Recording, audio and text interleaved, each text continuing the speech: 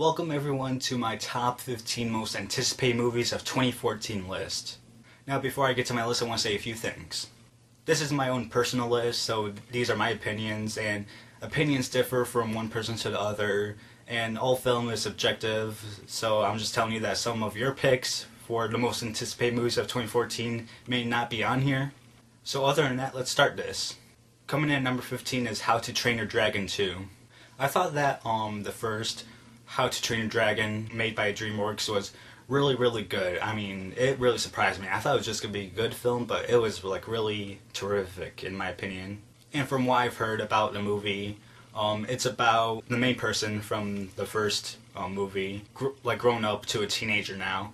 And that's one of the things that surprised me when I heard that. Like, oh, okay. And that's interesting as well, because it's like what happened in that gap, like when he was like a young teen now to like an older teen. And I've seen the trailer, and there's something in the trailer that I don't understand, and I think it sort of spoils the film already. When they had that in the trailer, I was like, I don't know why they have that in the trailer. So I'm just warning you, if you're excited to see How to Train Your Dragon 2, then don't watch the trailer, because it sort of spoils something that may be important in the movie. Coming in at number 14 is 22 Jump Street. Now, the first movie, 21 Jump Street, was a movie that really surprised me, and surprised a lot of other people as well, because a lot of people, including me, thought that this was just going to be crap and stupid. But when I rented the movie on DVD, and when I watched it with my dad, my dad and I thought that it was a really good comedy.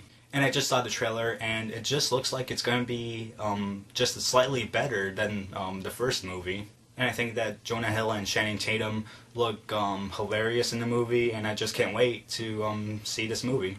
Coming in at number 13 is Need for Speed.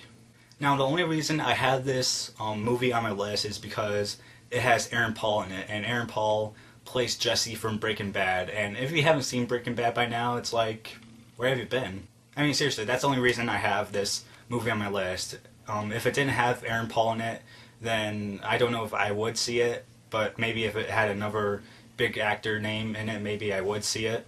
And some people are already saying that this is a Fast and Furious ripoff, when in fact, this is a movie based off a video game.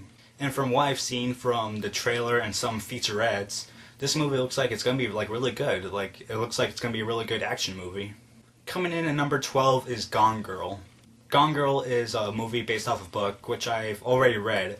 And I've got to tell you guys, the book is really, terrific. I thought the book was really good. Because it had a lot of twists and turns that I didn't really expect it to go into. And after reading the book, and after hearing who's directing it, I'm getting, really excited for it, because the director is David Fincher. And David Fincher has directed some films like Seven, Fight Club, Zodiac, The Curious Case of Benjamin Button, The Social Network, a few episodes of House of Cards, The Girl with the Dragon Tattoo. So after reading the book and knowing what the book is about, I think this is right up his alley.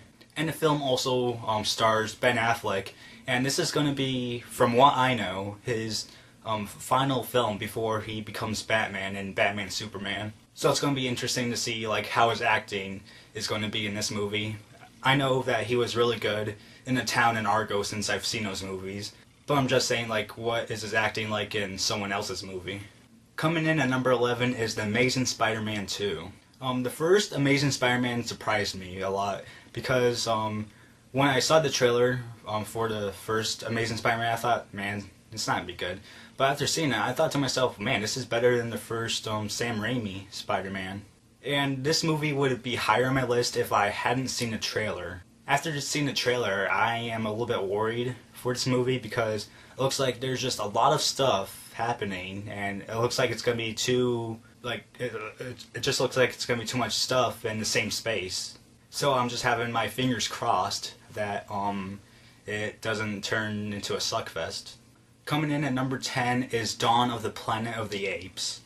Now, the first movie, Rise of the Planet of the Apes, which is part of the rebooted series for Planet of the Apes, I thought was a really big surprise, because when I saw the trailer, I was like, man, I don't know about this movie, even if it had Andy Serkis in it. And yeah, it did have Andy Serkis, but I was like, man, even with Andy Serkis, this movie sort of looks like, I don't know about this. But after seeing it, I thought to myself, wow, I was like really wrong. This is a really good movie. And I thought that Andy Serkis did a good job with his motion capture playing as Caesar. And the premise of this movie is that it's 8 years after the events of the first movie, and it looks like the apes are as smart as they can be, and they're sort of in a stalemate war with the humans. And after seeing the trailer, it just got me more pumped to see this movie. Coming in at number 9 is Big Hero 6. Now, when I heard the name of this movie, I did a little bit of research, and I found out that this is a Marvel property. So I was like, oh, okay, this is going to be a live-action film. But then I found out that it's going to be an animated movie. I was like, whoa, okay. And it's being animated from Walt Disney Animation Studios, who have also done movies like Tangled, which I've never seen. But I've seen Wreck-It Ralph and Frozen, and those are like amazing movies in my opinion. Well, not amazing, great movies, I should say. So it's going to be interesting to see how this Marvel property is going to do in the animation world and everything. Coming in at number 8 is Interstellar. Now, Interstellar is coming from Christopher Nolan and his brother Jonathan Nolan, and yeah, they wrote it, and Christopher Nolan is directing it. And from what I've been hearing and everything, the movie is about space and time travel and wormholes and parallel dimensions and something.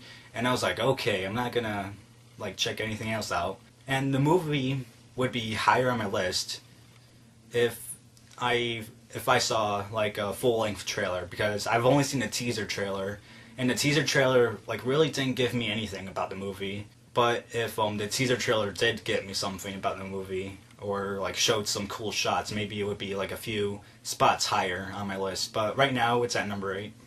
Coming in at number 7 is Captain America: The Winter Soldier. I thought the first Captain America was a good movie. It wasn't a great movie, I thought it was just good. After I saw the trailer for Captain America: The Winter Soldier, though, I thought to myself, oh my god, like Captain America is becoming maybe a huger part of this universe than he was in the first movie. And when looking at the trailer, it looks like this movie's gonna be like 5 times better than the first Captain America movie as well. And also, this movie is the movie leading up into Guardians of the Galaxy, and this is the movie, the second to last movie before the second Avengers movie. So I can't wait to see what's in the post-credits scene as well. Coming in at number 6 is The Hobbit: There and Back Again. So I thought the first Hobbit movie was good. I thought that the second Hobbit movie was better than the first one, and just the way things are leading into this third and final installment of the Hobbit trilogy, it looks like the movie is going to be just fantastic, possibly. And I sort of wonder how the movie is going to end, with Bilbo still having the ring, and with the armies like coming to war with each other and everything. But more importantly, I want to know like what happens at the beginning with like Smaug, because Smaug was going to that village, and he was gonna like do some destructive stuff, but then the movie ended and it was like ah! So it's gonna be really interesting to see like how the movie starts and everything. Coming in at number 5 is Godzilla.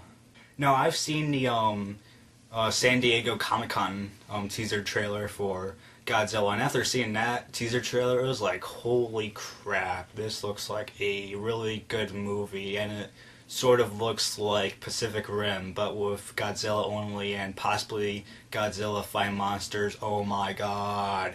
And then it was a few months, I think, after the Comic-Con footage where we got the official teaser trailer, and it just got me more pumped for this movie, and we sort of got a little bit more backstory of what's happening, and just the final shot of Godzilla screaming, it just gave me like goosebumps. It was like, oh my god. Ugh.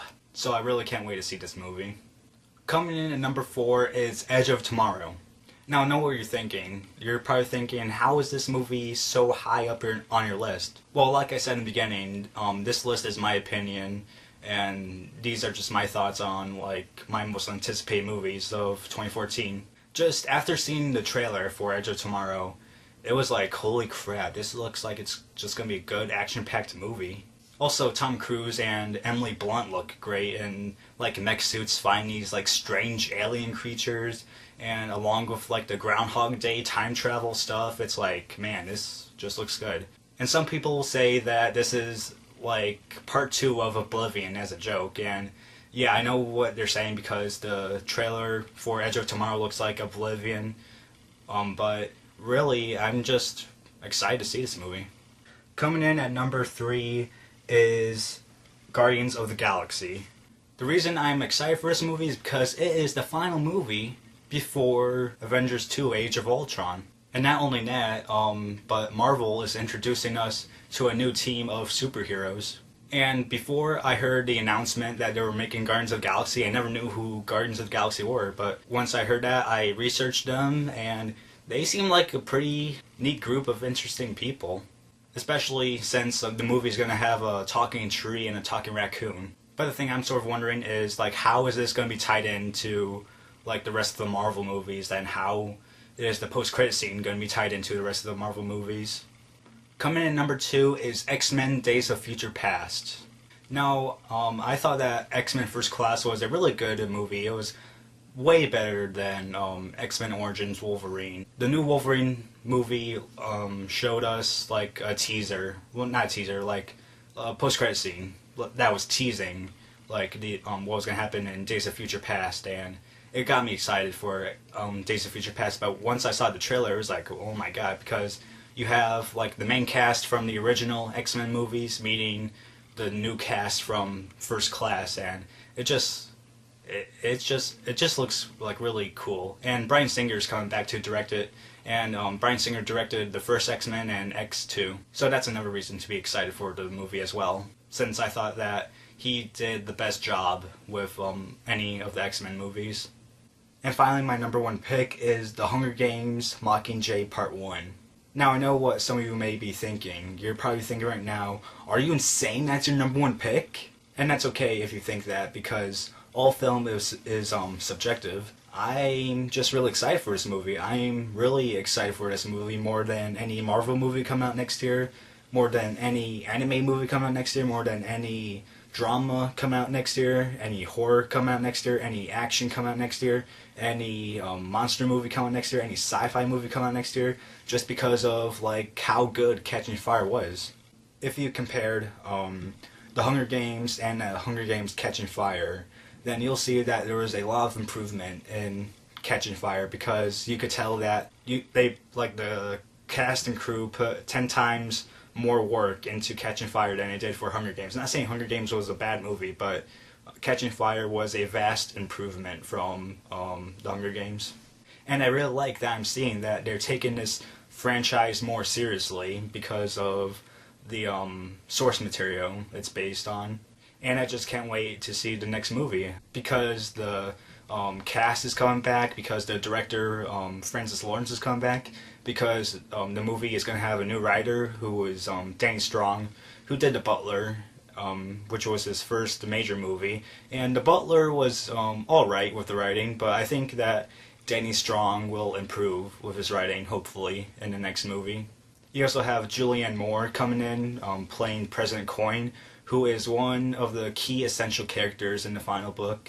And you also have other people coming in playing different characters from the final book as well. And I can't wait for November of 2014, because that's when Mockingjay Part 1 comes out, and I'll be counting down. So that's my list of my 15 most anticipated movies of 2014. Do you guys agree with me or disagree with me? Type down in the comments below telling me if you agree or disagree with me with some of my picks. And other than that, guys, that's it.